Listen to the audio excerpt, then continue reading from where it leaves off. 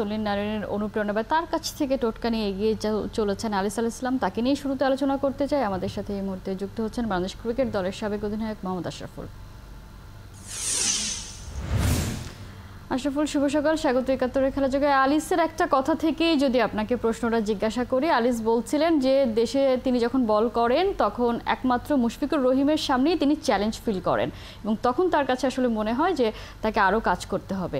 তো আলিসরা যদি একটা মাত্র চ্যালেঞ্জের মুখোমুখি হন তাহলে কিভাবে নিজেদেরকে রেডি করবেন, বা মুশফিকুর রহিমকেই বা তিনি কোথায় পাবেন নিজেকে রেডি করার জন্য? শুভ সকাল, ধন্যবাদ। ডেফিনেটলি আপনি যেটা বললেন যে যারা সবসময় বলি আমি যে যারা হাত দেখে স্পিন খেলে তাদের খেলাটা অনেক সহজ ইন্টারন্যাশনাল ক্রিকেটে। কারণ আপনার আলিস যেই বলটা করে, নতুন বল হলে খুব ডেঞ্জারাস। সে নতুন বলে সে চমৎকার একটা আউটসুইং করাতে পারেন। তার স্টক বল অফ স্পিন, কিন্তু তার এই নতুন বলটাতে যে আউটসুইংটা হয়, যারা হাত দেখে খেলেন তারা খুব ইজিলি পিক করতে পারে। মুশফিকুর রহিম যেহেতু বেস্ট ব্যাটসম্যান, মিডল অর্ডারে যেহেতু সে খেলে থাকেন, স্পিনটা চমৎকার খেলে থাকেন। মুরালির এগেনস্টও তার চমৎকার রেকর্ড ছিল। তো আলিস যেটা বলেছেন, ডেফিনেটলি তার আরো অনেক কিছু ইন্টারন্যাশনাল ক্রিকেটে যদি তাকে সার্ভাইভ করতে হয়, অফ স্পিন, তারপর আপনার যেটা সে নতুন বলে করে থাকেন আউটসুইং, দুসরাটা হয়তো বা করেন না, সেটা হয়তো বা শিখবেন।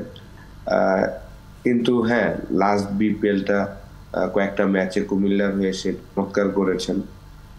ইন্টারন্যাশনাল ক্রিকেট খেলতে হলে ডেফিনেটলি বোলিং এর সাথে সাথে তার ফিল্ডিংটা ইমপ্রুভ করতে হবে। ফিল্ডিংটা ওই মানের না।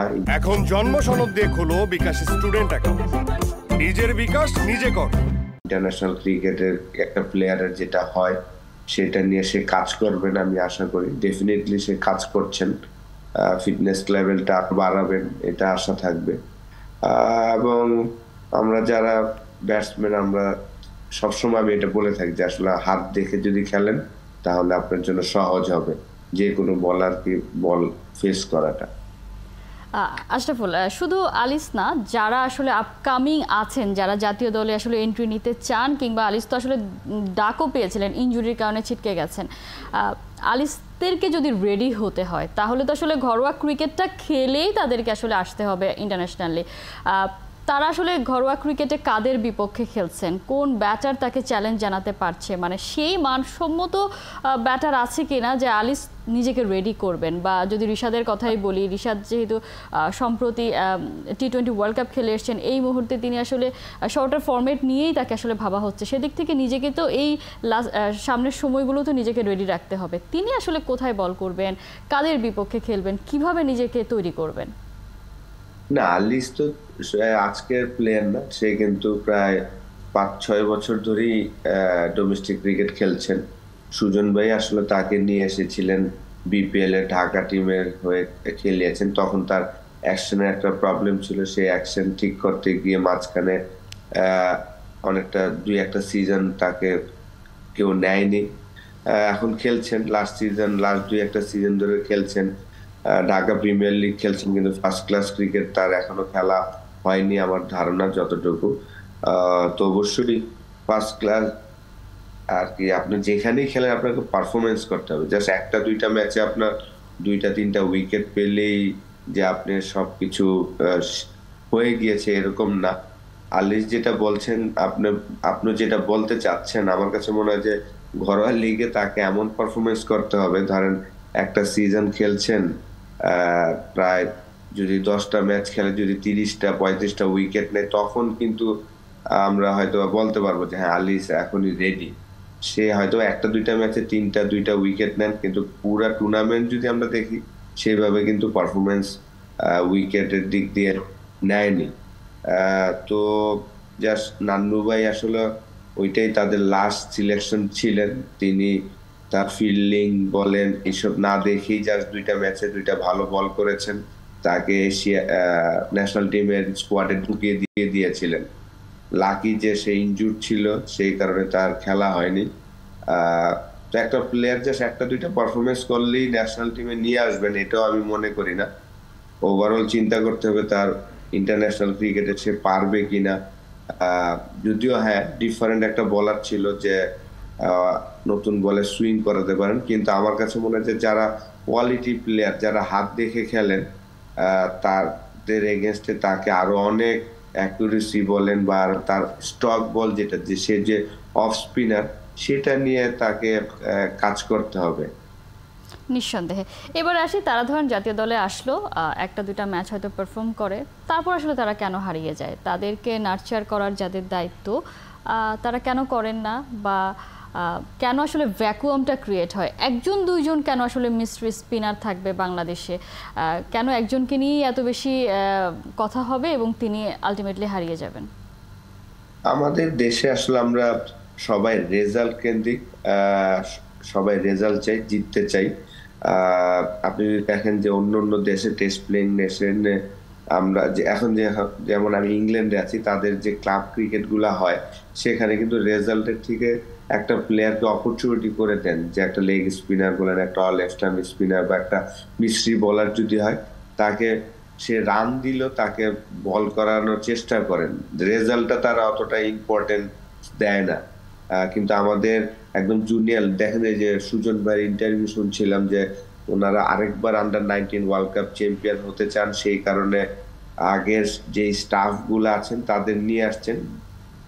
ডেফিনেটলি তাদের যে আনছেন বড় অ্যামাউন্ট দিয়ে কিন্তু আনছেন, কিন্তু তাদের এই জায়গাটা, এই যে নেক্সট 2-3টা বা 4টা বছর আমাদের কিন্তু লোকাল কোনো কোচদের কিন্তু ডেভেলপ করতে পারেনি এই জায়গায়।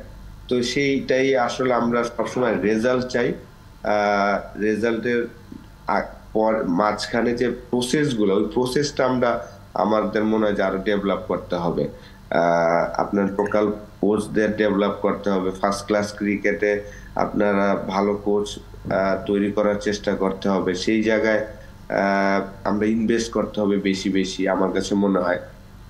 তো আমরা সব জায়গায় রেজাল্ট কেন্দ্রিক চিন্তা ভাবনা, সেটা আমরা দেখি, আমাদের কালচারটাই আসলে সেভাবেই গড়ে উঠেছে। আমরা দেখি যে কোনো একজন প্লেয়ার, তাকে দলে নেওয়া হবে, তার স্ট্যাটটা কেমন, কত উইকেট পেলো, কয়টা বল করেছে, এসব আসলে তিনি আসলে কোন সময়ে, ম্যাচের কোন সময়টাতে তিনি কিভাবে বল করছেন বা কতটা ইম্প্যাক্ট ফেলতে পারছেন, সেটা দেখার কিন্তু সুযোগ আমাদের সেভাবে হয় না। আপনি বলছিলেন আন্ডার-19-এ আরেকবার ওয়ার্ল্ড কাপ জিততে চায় বা ওয়ার্ল্ড কাপটাকে ফিরে পেতে চায়, পুনরুদ্ধার করতে চায়, সেই কারণে সেই কোচিং স্টাফদের ফেরানো হয়েছে। আমরা দেখেছি নাভিদ নেওয়াজকে ফেরানো হয়েছে এরই মধ্যে, এবং রিচার্ড স্টোয়ানের সাথেও কথা হচ্ছে। আপনার কাছে মনে হয় যে পুরনো স্টাফদের ফেরালেই শিরোপাও পুনরুদ্ধার করা সম্ভব? দেখেন, আমার কাছে মনে হয় যে না, যে দুইজনকে আনছেন দুইজনই খুব ভালো কাজ করেছেন, এটা সত্য কথা। বিশেষ করে ট্রেনারটাকে আমার খুবই ভালো লেগেছে, যে দুইটা ওয়ার্ল্ড কাপে সে কাজ করেছেন। আমাদের প্লেয়ারদের প্রচুর ফিটনেস লেভেল এবং তাদের বডি ল্যাঙ্গুয়েজ খুব পজিটিভ ছিল। আমি খুবই আশা করেছিলাম যে সে যদি ন্যাশনাল টিমে কাজ করতে, হয়তো আমাদের প্লেয়ারদের ফিটনেস বলেন বা মাইন্ড সেট আপ, চিন্তা ভাবনা, সেটা আরো পজিটিভ হতো। তো যে দুইজনকে আনা হচ্ছে, দুইজন ভালো কাজ করেছেন এবং দুইজনই খুবই ভালো। কিন্তু রেজাল্ট পেতে হলে তো ডেফিনেটলি আপনার প্লেয়ারেরও ওই কোয়ালিটি প্লেয়ার হতে হবে ডেফিনেটলি। এখন আমি জানি না যে এখনকার আমাদের আন্ডার-19 যে টিমটা আছে তারা কতটা ট্যালেন্টেড। যেই টিমটা আমরা চ্যাম্পিয়ন হয়েছিলাম সেখানে কিন্তু তারা তো অনেক দিন ধরে, প্রায় 2 বছর ধরে তারা প্রায় 20 বা 22টা ট্যুর করেছিল আমার জানা মতো, ওই 2 বছর দেশে এবং দেশের বাইরে। তো ওই খেলার কারণেই কিন্তু তাদের সাফল্যটা এসেছিল। তো এইবারের আন্ডার-19 টিমটা কতটা খেলছেন সেটার উপরে ডিপেন্ড করবে যে আসলে চ্যাম্পিয়ন হবে কিনা। কিন্তু যে দুইজনকে নিয়ে এসে দুইজনই ভালো কাজ করেন, ডেফিনেটলি খুব পজিটিভ মানুষ দুইজন। নিঃসন্দেহে, সে নিয়ে তো আসলে কোনো সন্দেহ নেই। আপনি আসলে যেটা বলছিলেন যে এই মুহূর্তের আন্ডার-19 টিমটা কেমন, সেটা নিয়ে আসলে সেইভাবে আসলে আমরা হয়তো জানি না। এই জায়গাটায় যদি জানতে চাই, একটা দল ওয়ার্ল্ড কাপ জিতলো, তারপরের বছর তারা খেলতে গেল ডিফেন্ডিং চ্যাম্পিয়নের ট্যাগ নিয়ে, তারপর তারা 8 নম্বর হয়ে ফিরে আসলো। এই যে একটা গ্যাপ বা পারফরমেন্সের এতটা আসলে ফারাক কিভাবে হয় এক বছরের ডিফারেন্সে? যে পরিকল্পনাটা তার আগের বছর ওয়ার্ল্ড কাপ জেতার জন্য করা হয়েছিল, সেই পরিকল্পনা থেকে সরে এসেছিল, নাকি আসলে ওভার কনফিডেন্স কাজ করেছিল, না কি আসলে হয়েছিল? না, পরের বছর যে টিমটা খেলেছেন তাদের ও ওই এক্সপিরিয়েন্সটা হয়নি, এবং কোভিড এর কারণে যেটা সুজন ভাই যেহেতু তখনও ছিলেন, ওনার যে ইন্টারভিউটা শুনছিলাম যে কোভিড এর কারণে ম্যাচ খেলার সংখ্যাটা কম ছিল পরের যেই ওয়ার্ল্ড কাপটা খেলতে গিয়েছিলেন। আর আমাদের দেশে সবসময় আমার কাছে মনে হয় যে দেখেন, একটু আগে যেটা বলছিলাম যে রেজাল্ট কেন্দ্রিক আমরা, এই যে আরিফ যে খেলছেন আন্ডার 19, এখন এইচপি তে চান্স পেয়েছেন, সে কিন্তু 3টা ওয়ার্ল্ড কাপ খেলেছে আমার জানা মতে। তো আপনার অন্য দেশে যদি দেখেন যে তারা রেজাল্টের জন্য কিন্তু একটা প্লেয়ার 3টা ওয়ার্ল্ড কাপ কিন্তু খেলে খুব কম। যদিও আমিও 2টা ওয়ার্ল্ড কাপ খেলেছিলাম, প্রথম ওয়ার্ল্ড কাপ আমি খেলেছিলাম তখন আমার বয়স 15 ছিল, তারপরে আবার আমি ন্যাশনাল টিমে খেলার পরটা আমার আবার খেলতে হয়েছে, আমি যদিও খেলতে চাইনি। তো এই জায়গাটা আমার মনে হয় যে আসলে এবারের ওয়ার্ল্ড কাপে ওরা ম্যাচের সংখ্যাটা কেমন দিচ্ছেন সেটা খুব ইম্পর্টেন্ট। এবং চ্যাম্পিয়ন হওয়ার পরের ওয়ার্ল্ড কাপটা ভালো হয়নি, বিকজ আমার মনে হয় কোভিড এর কারণে তারা আশরাফুল, কোভিড তো ওয়ার্ল্ড ওয়াইডলি আসলে অ্যাটাক করেছিল হয়েছিল, কিন্তু আমরা ওই সময় ওইভাবে চ্যাম্পিয়ন হওয়াতে হয়তো আর সবাই খুব হ্যাপি হয়ে গিয়েছিলাম। এবং পরে 2টা ওয়ার্ল্ড কাপে আমরা যে প্ল্যান করেছিলাম, লাস্ট ওয়ার্ল্ড কাপটা চেষ্টা করেছিলেন, স্টুয়ার্ট লকে নিয়ে এসেছিলেন 2 বছরের জন্য, ওয়াসিম জাফরকে নিয়ে এসেছিলেন, কিন্তু আপনার প্লেয়ার ওই মানে ছিল না তাদের হাতে, যে আপনাকে আর লাখও লাগে। ম্যাচ আপনার চ্যাম্পিয়ন হতে হলে আপনাকে লাখটাও ফেভার করতে হয়, লাখটা হয়তো বা ফেভার করেনি। তো আমাদের প্লেয়ারদের খেলার অ্যারেঞ্জমেন্টটা মনে কম হয়েছে। এইবারের টিমটা কেমন হচ্ছে আমি ঠিক জানি না, বলতে পারবো না। ওটাই আশরাফুল, মূল ব্যাপারটাই হচ্ছে পরিকল্পনা।